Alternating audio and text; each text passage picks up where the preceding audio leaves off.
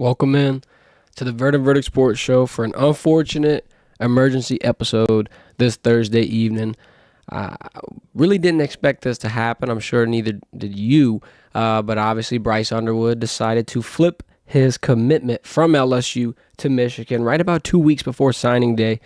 We got our initial reactions, and obviously I'm going to open the floor up to you guys to be able to, comment your concerns, comment your reactions, and just open up the floor for discussion in general. First things first, here's what's on my mind. I obviously think that the initial offer that Michigan gave him, a $10+ million, it had to be increased. I mean, we kind of talked about the money on the show and just how it wasn't a big increase from what LSU gave him. And obviously, look, money, especially up front, guaranteed at this point in your life.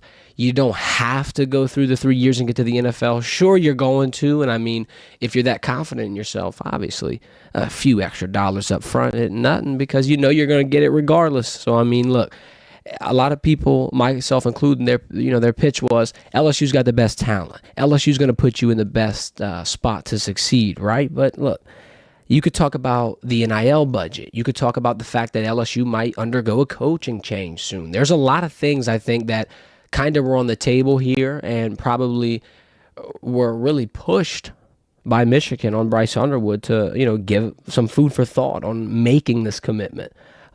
Here's my first couple of questions and just, some things that are on my mind. Could he turn around Michigan's program? Could they use him in the way that we were going to be able to use him? Obviously, we've been talking about the Big Ten and the heavy emphasis that they have on rushing, and you really just don't see that much explosivity. However, I mean, you've seen a few flashes, whether it be a C.J. Stroud or Justin Fields, people like that at Ohio State. I feel like, Bryce is in that realm of being able to be, game-changing enough, kind of like he's just so one-on-one to where you're going to have to, build the team around him and cater to his strengths and put him in an opportunity to succeed. Let him see what he can take you, just screw what you did in the past. Let's go forward with the new look and just with the way that the game is changing. And I feel like Bryce Underwood, he also has the opportunity to be playing with some of the best talent, right? Because the NIL budget is going to be able to have them attract the top recruits, the 5 stars, the top 5s, the top 1s. I mean, obviously, Michigan's able to flip commitments like this. It's going to be able to continue to happen. And LSU's in a situation where, like we were talking about earlier, if a coaching change happens and a buyout is in place, their budget shrinks. And their budget's not even really that big enough yet to even be considered competitive in the NIL realm. On top of having to pay a buyout, potentially pay a new coach, there's a lot of things swinging in the balance, and that opens up another realm of discussion. Is there some things happening that we don't know about? Is Brian Kelly going to be, is his seat going to be warming up a little bit? And I don't think, you see Coach Kelly get fired soon. I don't think it happens even next year. I think, you add time, and quite frankly, thought it was a little premature to be able to fire a coach like Brian Kelly in 3 years. However, now, the main argument point, the main caveat was the recruiting class and the people that he's attracting, Bryce Underwood being the biggest piece, the crown jewel of 2025. I mean, you already had lost to Corian Moore this summer. Now with Bryce Underwood gone, do things shake up? Does a DJ Pickett go to Georgia? I mean, is Harlan Berry going to stay put? There's a lot of things that you got to consider, and I'm sure, Bryce leaving might not automatically guarantee someone like Harlan Berry, close to LSU, been around the campus, had a similar story. Doesn't guarantee that he's leaving. I'm just saying now you got to worry about things like this because this was a recruit you thought you had in the bag. You thought, him being at Alabama with the big Tiger chain on, you thought it was all locked, and now he's got to hit up Shop GLD for a new Michigan Wolverine chain because things flip just like this in college football with the world of NIL, with the new age of college sports. And like I said, that offer had to be upped. $10 million. Look, if you're going to throw that money out, and look, this is just business 101, at least that's what I feel like we preached it a couple times on the show. That's not their last offer. They had more money in the bag. He had leverage. If he goes to LSU, makes it seem like, okay, I'm not going to flip. They have to offer him more. If it happened, it makes sense as to why the commitment was flipped. At least, look, being 18 years old and being able to have generational wealth like that instantly, I think it's hard to blame him.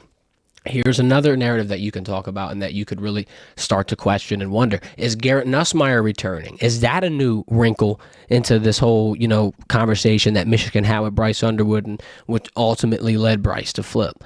Is Garrett Nussmeier going to forego the NFL draft, come back, get the starting job, and Bryce was going to, be the second string, be the backup, potentially compete for a backup role? This, also kind of has implications a little bit on our quarterback room and just the people that we potentially could keep now. I mean, a guy like Ricky Collins probably was going to hit a portal if Bryce Underwood was coming in and going to have a good shot at starting, as you heard through the grapevine. I'm not going to say all signs point to a Garrett Nussmeier returning, but look, I think it would help LSU more than it would hurt. As much as people want to hate on him and as much as people want to say, oh, well, sometimes, it looks like we need to put someone else in, it's crazy. Garrett Nussmeier is your best quarterback, returning and developing him and getting him more comfortable in this starting role because it's only been one season for him. I think it'll pay dividends, and I think that'll help LSU get into that college football playoff talk. You don't do it by starting a freshman. That's just my take, and I could be wrong. However, unfortunately, we're not going to be able to see because now he's going to stay home, stay put in Michigan. It's going to be interesting. Let's go to the comments real quick. Got Jed talking about, does anyone think BK needs to be fired? Now, the way the team's underperforming the last few games has a lot to do with this. I'm not going to say I think he needs to be fired. I will agree, though, the way that the team's underperformed definitely has something to do with it. Not only because, they're struggling their way and fumbling a college football playoff berth, but because they're doing it with a lot of the people that you're not retaining. The Will Campbells, the Emory Jones, the Mason Taylors, potentially guys like Harold Perkins, and maybe a Garrett Nussmeier. I think it's not like LSU's screwed, but LSU would be in a little bit of a phase where they're going to have to grow, and it's not the spot you thought LSU would be in. Now, is Michigan any better? No. But here's the thing with Michigan. They lost Jim Harbaugh. They lost J.J. McCarthy, Blake Corum. They lost a lot of people. They won a national championship, and that normally happens. Normally your coaching staff changes because, success breeds a lot of competitive offers, right? Ask Nick Saban, ask Kirby Smart, even ask us. We lost Mike Denbrock because of what he was able to do with our offense. But my point being is that I guess Michigan was a lot more understood why they fell off and why they're having a rough patch. LSU, this was supposed to be our year where we rise, the trajectory on the way up. LSU potentially SEC favorites, college football playoff contenders. And now, you still see the week one woes of us dropping one to USC, who's obviously not that good of an opponent. I mean, they're losing games they shouldn't be losing to teams LSU would hopefully beat by multiple possessions. Then you can add in, the disappointing losses to teams like A&M, Florida. I mean, hell, we got Vandy coming in, and we're going to start to sweat on our preview tomorrow at 3:30. It's just interesting to see the point that LSU's at now, and that, quite frankly, we didn't think that they would be in. I think this Bryce Underwood situation, it at least to me, I think it points towards a Garrett Nussmeier return. I think it does point towards some potential hard choices for LSU as the time passes into next season. I mean, look, this news is breaking everywhere. You got Adam Schefter talking about it. Look, Michigan football, they're happy today. they kind of changed the trajectory of their offseason because now I think they're getting a lot of buzz. Now they're thinking, hey, we got a shot. We can recruit. We can get some people in the portal. We got a piece that we can actually, cater people towards. We can actually, be somebody that is a destination for skill players, quite frankly. I mean, you saw what it attracted at LSU, the Decorian Moores, the Meadows, the Harlan Berry. I mean, hell, it could have attracted a lot more. It could attract even defensive players who think, man, look, we got an offense on the other side that's going to be able to have me get some rest and catch my breath. I'm not going to be back out there over and over and over and over and over getting reps.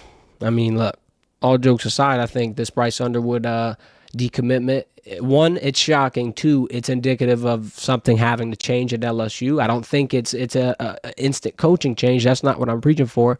I think that would put LSU in a rough spot.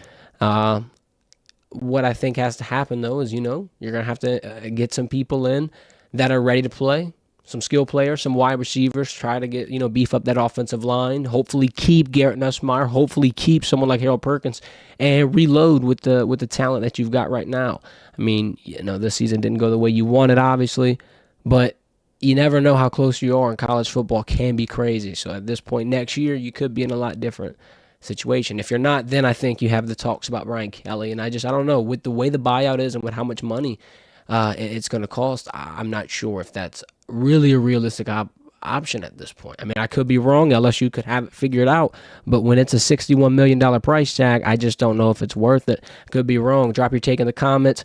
Drop your feelings, your reactions to this Bryce Underwood reaction, and we'll be live tomorrow at 3:30 to discuss LSU versus Vandy. Y'all have a good night.